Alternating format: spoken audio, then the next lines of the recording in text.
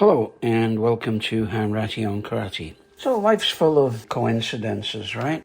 I was talking to a bunch of students who've just come back from Okinawa, and I was asking them, which dojo impressed them the most, because they trained at 2 or 3 different styles there, two or three different dojos.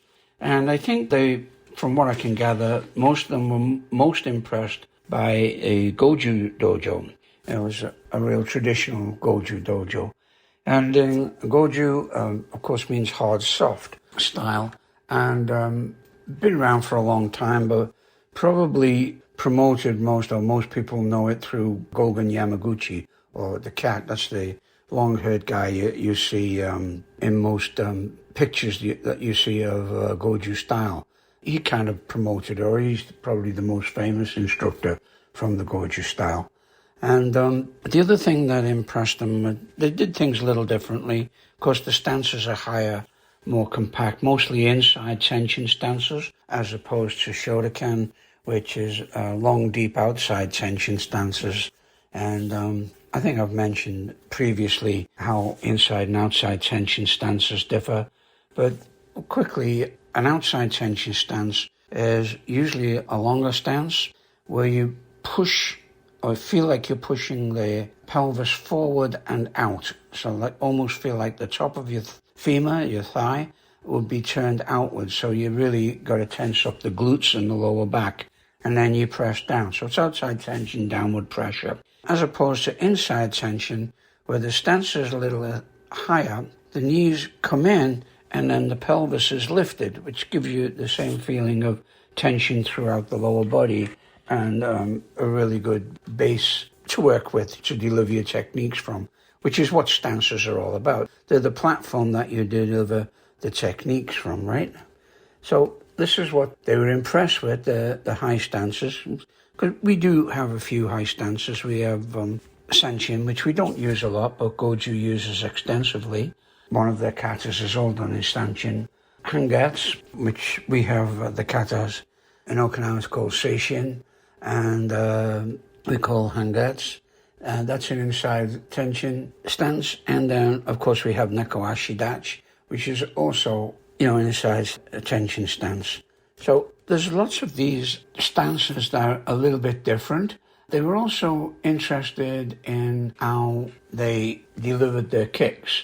And I know Yamaguchi is famous for this, or Gogen Yamaguchi is famous for this, because quite a number of karate masters named Yamaguchi, of course.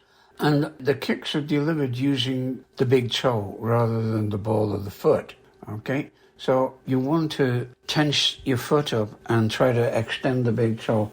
It's quite a small area, so you get a lot of surface pressure on the delivery, and it's quite effective. Anyway, we were discussing this, and I was telling them, I know about Gogen Yamaguchi and how he delivered the kicks, and there's supposed to be some story about him pushing a hole in a car door. Now, I take a lot of that with a pinch of salt. It's like years ago I was interviewing Nishiyama Sensei, and he was telling me that the famous fight with the bull, you've probably all heard about it with Mazayama, the founder of Kokushinkai, supposed to have used a shitoki to take off the horn of a bull. And this, of course, gathered a lot of momentum as far as urban myths go. And there's a lot of urban myths around karate, as we all know. But this urban myth, when I asked Nishiyama about that, because he knew Mazayama, he said, yeah, he was invited to that demonstration. He said, and that was the sickest looking bull he'd ever seen, and it just didn't want to be there. But anyway, they got on with the demo, and it was kind of like a PR stunt. And these things you're going to hear about, people grabbing hold and piercing the skin, ripping the skin off people or ripping the flesh from people with their grip. I don't doubt that there's some people that can give you a really bad time if they grip you in the right place. And the other thing with the Goju training that the guys liked was the traditional training methods, carrying heavy stone jars with gravel in them to increase your grip for stuff like that. And that all well and good. I mean, gripping and grappling is all part of karate. In fact, any kind of fighting method you can think of is part of karate. I know they say, oh, well, Taekwondo's kicking and karate is punching. Well, karate's a lot more than punching, and you use anything and everything if you have to. And the thing about karate is it does tell you how to use anything and everything. Anyway, I was talking about coincidences because just a day or two ago, I got a video from an old friend of mine, and he was showing how to do a low kick. And the coincidence came up because we'd been doing low kicks in the dojo, and we were doing them the traditional way, pivot on your foot, almost like a very low mawashi geri, but hitting into the thigh or into the ACL joint to get maximum damage and, put the guy down. But this friend of mine, his name is Ron Fagan, he's been around a long time, and I've known Ron a long time from when I was in the JKA and I was coaching the provincial karate team here, Karate Alberta. We come across each other. Ron's from Halifax, and he's one of the funniest guys you'll ever meet, but he's also one of the toughest. He was a professional minder for a while, so he knows what he was on about. Anyway, he sent this little video, and I think he may have sent it by mistake, because I think he wanted to send it to one of his guys. But anyway, it came to me, probably had the same first name or something, and he just hit his send list. And he was discussing how to use a low kick to the inside using the toe as the weapon, the big toe as the weapon, rather than the top of the foot or the heel, almost like a very close urumawashi, where you hook around the back and catch the back of the leg and do as much damage as you can to the hamstrings or sweeping action. But his was going inside and flipping it up to the back of the leg to catch the sciatic nerve. And it worked very well on the demonstration he'd done. In fact, he'd had some inquiries from MMA fighters down in the States wanting to know, how it worked and stuff like that. Of course, Ron was more than willing to give them the advice and stuff, and some of them even came up to his dojo, I believe, and trained there. So anyway, we were going back to this weapon, and I'm saying, well, most weapons will work if you hit the right targets. And we got into a little bit of a discussion about targets. And there's lots of stuff goes around about this no-touch karate, which is a load of cobblers, for want of a better word. But there are spots on the body, nerve centers, where you're going to get a reaction. And there's places where you can get a lot of pain compliance techniques working because you are compressing the nerve and stuff like that. Now, I've done this, and with some people, it works fantastic. They respond almost immediately.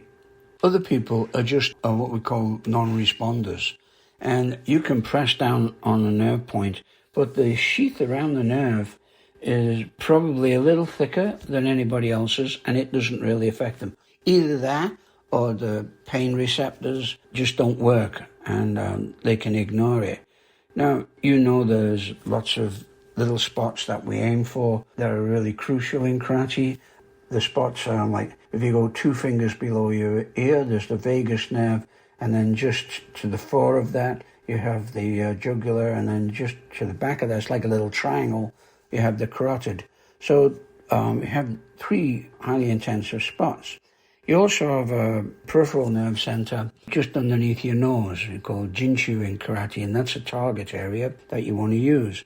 I mean, if you flick somebody underneath the nose just with 1 finger, their eyes are going to water, and you're going to really knock them off. You're going to get a lot of pretty big neural reaction. And it's the same with the solar plexus. This is another peripheral nerve center for breathing, and if you catch that just right, and I'll be honest with you, after many years as I've had teaching and punching people, I can hit you in the solar plexus just about every single time. It's a great spot because your opponent's going to drop down on the floor, probably thinking he's never going to breathe again until, it catches back up, till the sensation wears off. Another really good nerve center I like is under the armpit. This is another fantastic nerve center that can really shake a person up. So if you can think about the end of Jion, kata Jion, where you reach out, grab, pull, and then extend the other hand. Now we extend it as a fist. You can extend it as Nihon or Ipponkan and just make a one finger strike where you're using the forefinger, or you can make it like a nukate and jab that right under the arm. It really works. Get the guy to stop. The other is the clavicle cavity just below the bones come together at the top of the throat, and you can push down and really put pressure down on the trachea. All of this works. These are all spots. The other thing about these spots, and of course you've got some on the leg. You've got the sciatic nerve going down the leg. You've got the brachial nerve running down your arms. These are all things worth looking at if you're looking for targets. This is what Ron and I were discussing, and why you use certain weapons in certain areas. And I say karate's evolved. We don't always just use a fist. We can use whatever it takes to get in. And if we're going to the right target, then it's going to work. People will say, well, I thought you guys did traditional karate. Yeah, we do. But we're not pedantic about it. Karate evolves the same as everything else evolves. We are a traditional dojo. In fact, our motto, and I've said this before, is traditional training for the serious student. And I stand by that. That's what we're always going to do. It's traditional type of training. That doesn't mean to say what we're training you is old-fashioned. Okay? People used to run around chopping each other up with swords. Of course, we don't going to do that. But that's traditional, right? Or bows and arrows or whatever. We do a small amount of weapons, not a lot, because it's just not, it's not common sense to go carrying a weapon around in the street, right? I know maybe our neighbours to the south like carrying guns around, but that's them, all right? We also don't slaughter our children, so, we don't do that. But as for traditional training, we train a traditional way, that we have a traditional dojo. Maybe just give you a little insight into how our dojo is set up. We have dojo-kun on our wall at the front, which is shoman. This is shoman. We line up black belts to white belts, and we go right to left. Highest grade is on the right. And everybody grades in. We do seisan, beginning and end of class. And we bow to shoman, we bow to otagani, and we have a little kamidana. It's like a little spirit hall. If you've ever been to Thailand, every home has a little house in the front yard where it's supposed to be the household spirits live. And it was the same in Japan. They all have their own little shrines for the kami, if they're Shinto. And Shinto and Buddhism work very well together in Japan. So some people strict Buddhists, some people Shinto. It just works, right? It's not a demanding religion, okay? So it's live and let live. And this works down in Okinawa too. They have these little dogs, almost like Chinese lions, they call shisa. One has its mouth open, one has its mouth closed. And every house, every business has two of these little statues outside. And we have them just as you go into our dojo. The guys brought them back from Okinawa because they were really impressed with them. And they were impressed as well with the custom and the reverence that's given to the traditions that were held there. And it's nothing more than that, all right? Karate is not a religion. It's far from it. It's a way of life. Now, I know some people use religion as a way of life, and yeah, if that's your thing, go for it. And I've had differences of opinion with some people on bowing or not bowing. They didn't want to bow, and that's okay. If you don't want to bow, don't do it, okay? To me, it's just a measure of respect for the dojo, for what it stands for the people in it, for your fellow students. I remember years ago, I was working up in Fort McMurray, which is way north of where I live now. Pretty cold place. And of course, if you know anything about Canada, that's where all the oil is. And it's in the sand. So it's an extremely industrial kind of area. But, I mean, there's nice people there. Anyway, I think I was working up there, got to be 82 or 83. And they had two very beginner karate clubs there. And they asked me if I'd teach. I was still JKA then. And I said, sure. And I started teaching there, and then they wanted me to come up every 6 weeks, which, you know, I mean, these guys had lots of oil money and stuff like that, so they were going to pay my fare and all that, so no big deal. I said, I'm not going to come up every 6 weeks and teach at a different place every 6 weeks. Get together and we'll make a club. So that's what we did. we put one club in Fort McMurray. Now, it went really well for a while, and one of the guys that were there teaching, he was refusing to bow. We'd started a dojo, and actually I gave them plans how to build a dojo. We were renting a place down by the river there, and we built that up.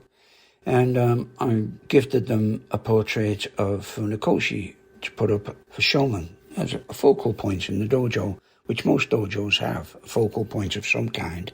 It wasn't a kamidana, it was just a picture of Funakoshi. But this guy got all upset and didn't think that we should bow to that because he was born-again Christian or whatever. And he took Funakoshi down, and for some reason he put up the picture of an owl. I don't know why. I didn't ask him because I took it down and replaced Funakoshi. And after that, he kind of stopped training. So there you go.